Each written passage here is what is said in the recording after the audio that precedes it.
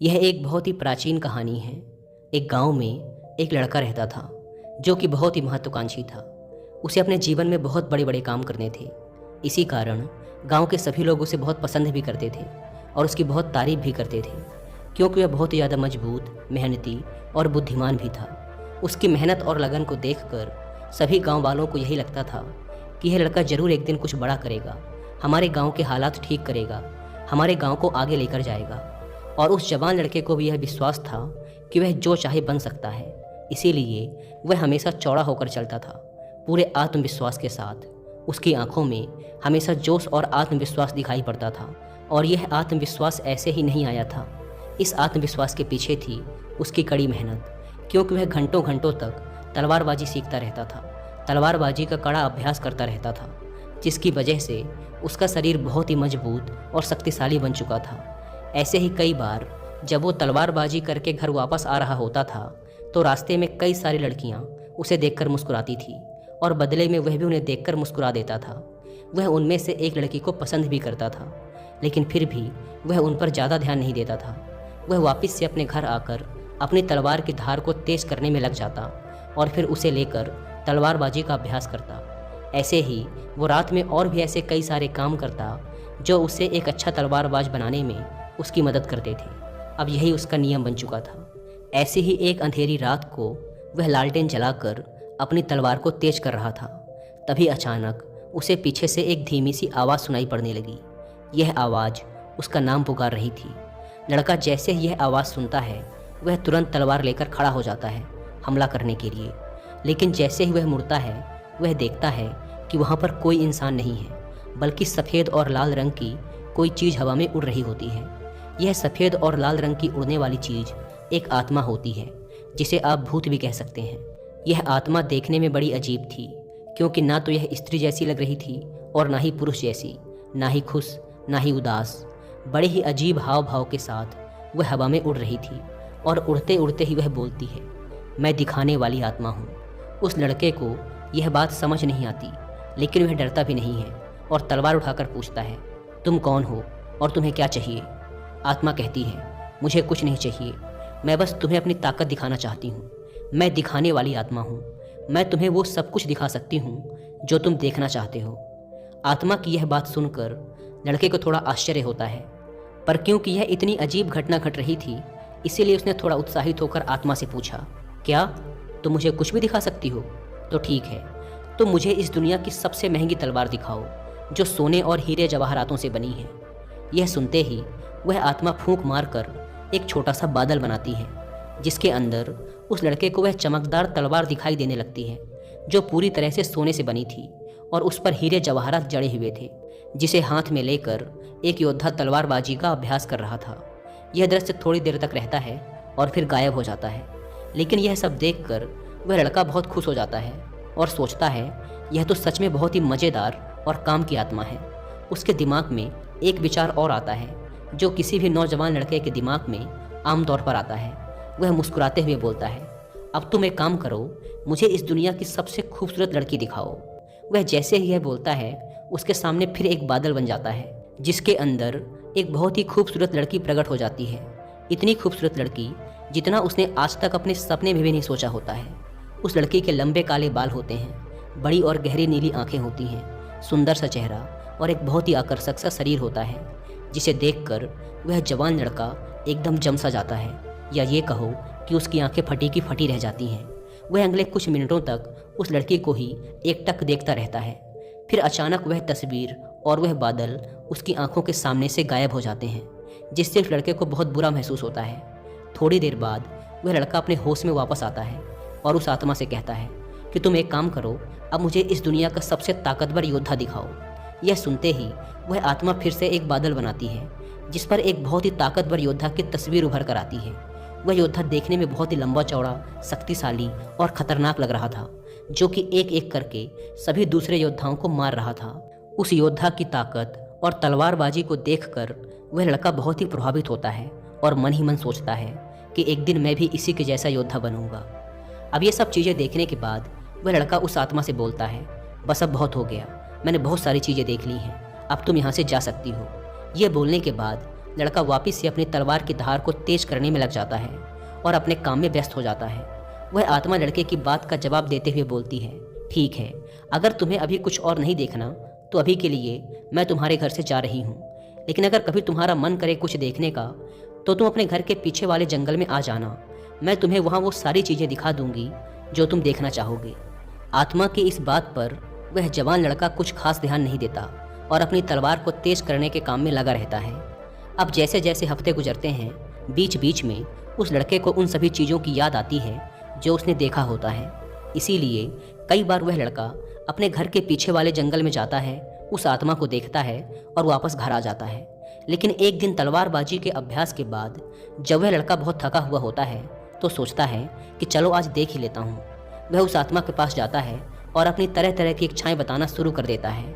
वह कभी दुनिया की सबसे खूबसूरत जगहों को देखता है, अलग अलग मौसम को देखता है, उसके कुछ दोस्त जो अब उसके साथ नहीं हैं उनको देखता है, और यहाँ तक कि कई बार कई सारी खूबसूरत लड़कियों को देखता है अलग अलग चीज़ों में।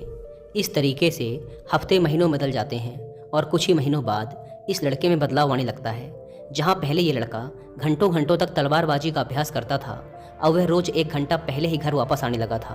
कुछ दिनों बाद उसने उस आत्मा को भी अपने घर में ही बुला लिया था, जिसके बाद से वो आराम से जब चाहे और जितना चाहे चीज़ों को देख सकता था। पहले ये चीज़ें 1 घंटे पहले हुई, फिर धीरे धीरे वो लड़का इतना आराम पसंद हो गया कि वह 2 घंटे पहले आने लगा, फिर 3 घंटे। वो कई बार जल्दी घर आकर आत्मा से बोलता, मुझे दिखाओ कि अच्छे योद्धा कैसे लड़ते हैं, और फिर धीरे धीरे यह उसकी आदत बन गई। वह रोज़ अलग अलग योद्धाओं को लड़ते हुए देखता, उनकी लड़ाई का आनंद उठाता और सोचता कि काश मैं भी एक दिन ऐसा बनूं। ऐसे ही धीरे धीरे उसमें बहुत से बदलाव आने लगे। अब जब वो तलवारबाजी का अभ्यास करके घर वापस लौटता और लड़कियां उसे देखकर हाथ हिलाती, तो अब वो उनकी तरफ देखता तक नहीं था, उन्हें पूरी तरह इग्नोर कर देता, क्योंकि अब उसने इतनी सुंदर सुंदर लड़कियां देख ली थी कि अब वह सोचने लगा था कि काश उसे भी एक दिन कोई ऐसी ही लड़की मिले, और जिस दिन उसे ऐसी लड़की मिल जाएगी वह उससे ही शादी करेगा और उसी के साथ रहेगा जिसके वह लायक है। कई बार वो आत्मा से लड़ाइयाँ दिखाने के लिए कहता जो उस समय दुनिया भर में चल रही थी। वह उन्हें देखता, उनमें से किसी एक को अपना हीरो बना लेता, उसके लिए चीयर करता, तालियां बजाता, और अगर उसका हीरो हार जाता तो वह उसके लिए दुखी भी होता। उसके बाद वह किसी दूसरे को अपना हीरो बना लेता, उसकी लड़ाई देखता और उसके लिए चीयर करता। अब ये सब चीज़ें करने में उसे बड़ा आनंद आने लगा था। उसे इतना मज़ा आने लगा था कि अब उसने अपने तलवारबाजी के अभ्यास का समय एकदम ना के बराबर कर दिया था, और अब तो वो घर आकर अपनी तलवार को धार भी कभी कभार ही देता था। और कुछ महीने बाद तो उसने अपनी तलवार को तेज करना पूरी तरह से छोड़ ही दिया। कई साल बीत गए और उसकी तलवार ऐसे की ऐसे ही पड़ी रही, जिसमें धीरे धीरे जंग लगने लगी। लेकिन उसे कोई फर्क नहीं पड़ रहा था, क्योंकि उसे मज़ा आ रहा था। वो जो चाहे जब चाहे देख सकता था और खुश हो सकता था। लेकिन जैसे जैसे समय बीतता गया, ऐसा नहीं था कि उसे सिर्फ मज़ा ही आ रहा था। अब धीरे धीरे उसे दूसरे बड़े योद्धाओं से जलन भी महसूस होने लगी थी, क्योंकि वो उनको देखता और फिर अपने आप को देखता तो उसे बहुत दुख होता, क्योंकि अब वह बहुत कमज़ोर हो चुका था, जबकि दूसरे बहुत ताकतवर थे। एक समय बाद उसे ऐसा लगने लगा कि अब वह कभी एक महान योद्धा बन ही नहीं सकता, और दूसरे जो बन रहे हैं वो उससे अलग हैं, उनमें कुछ खास बात है, उनके पास ऐसी बहुत सारी चीज़ें हैं जो उसके पास नहीं हैं, इसीलिए वो कभी एक अच्छा योद्धा बन ही नहीं पाएगा। तो अब तक वो जिन लोगों को अपना हीरो मानता था उनसे ही ईर्ष्या करने लगा, उन्हें गाली देने लगा, उनमें कमियां निकालने लगा। यहाँ तक कि अब अगर वो कभी दौड़ने भी जाता तो अच्छे से दौड़ भी नहीं पाता था।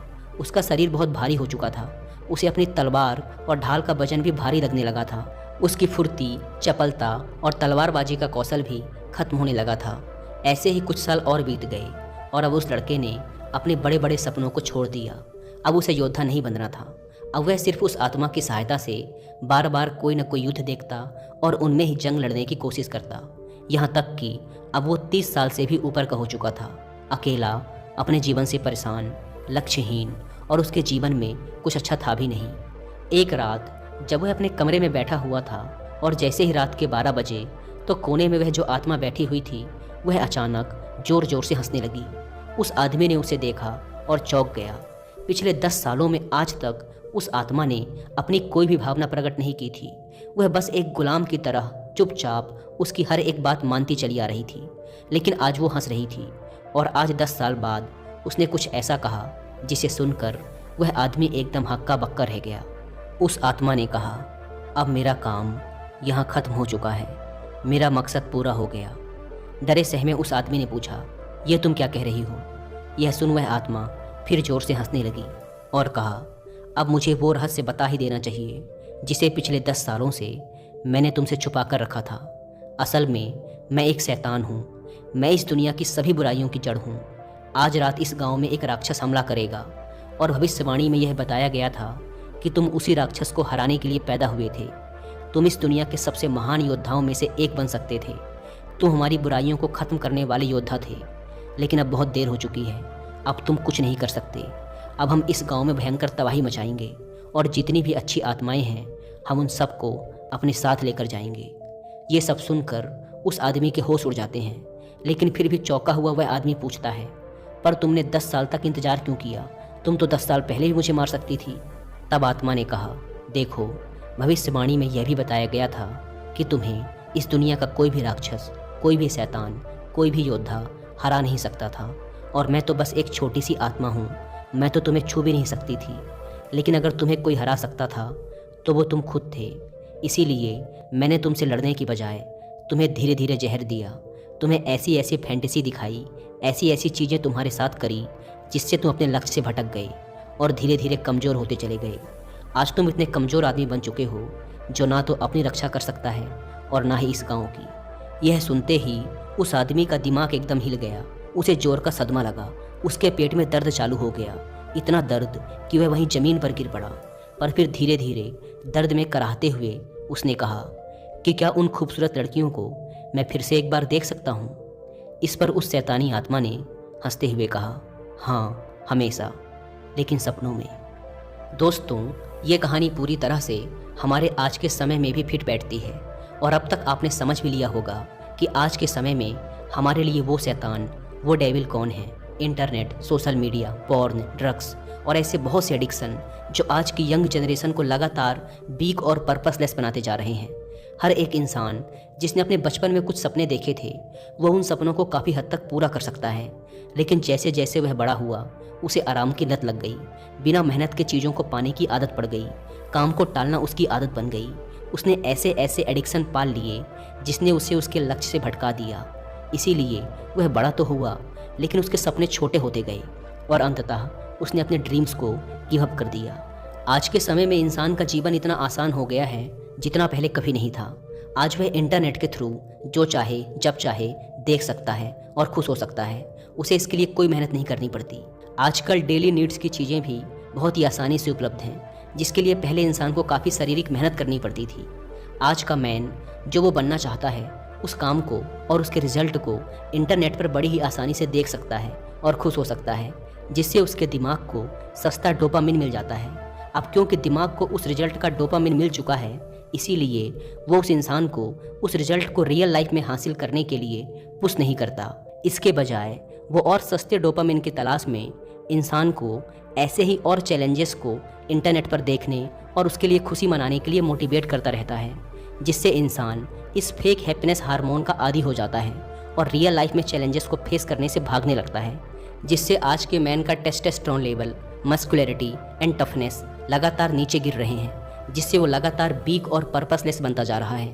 इसीलिए ये ज़रूरी है कि हम अपनी इस फेक और वर्चुअल दुनिया से बाहर आकर रियल लाइफ में चैलेंजेस लें और उन्हें पूरा करें। लेकिन इसमें सबसे ज़रूरी चीज़ है फोकस। बिना फोकस के किसी भी लक्ष्य को हासिल नहीं किया जा सकता। तो ज़रूरी है कि हम हर तरह के एडिक्शन से अपना ध्यान हटाकर अपने काम पर लगाएं। लेकिन आजकल की दुनिया में इंटरनेट से डिस्ट्रैक्ट हुए बिना रह पाना लगभग असंभव है। इसीलिए जितना हो सके खुद को हर तरह के डिस्ट्रैक्शन से दूर रखकर अपने लक्ष्य पर फोकस करने का प्रयास करो, क्योंकि डिस्ट्रैक्शन हमारे सपनों को बस सपना बनाकर छोड़ देता है। दोस्तों, उम्मीद है कि आपको इस वीडियो से कुछ सीखने को मिला होगा, और वीडियो में यहाँ तक बने रहने के लिए आप सबका बहुत बहुत धन्यवाद।